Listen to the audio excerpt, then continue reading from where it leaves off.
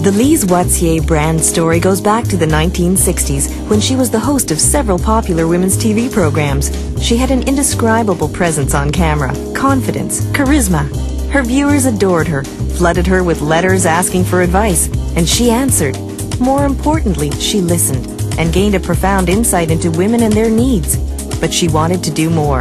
And here began her mission of enhancing every woman's unique beauty.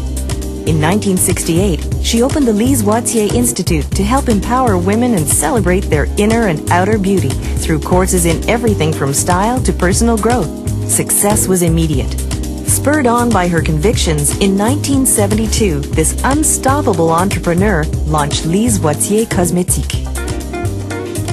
With her fresh, bold vision of beauty, she has grown her company into an iconic Canadian brand that today offers over 400 prestige makeup, skincare, and fine fragrance products.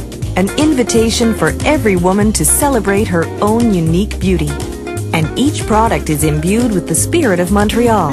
European-inspired elegance, sleek, cosmopolitan design. And every step of the way, Lise Wattier stayed true to her core personal and corporate values.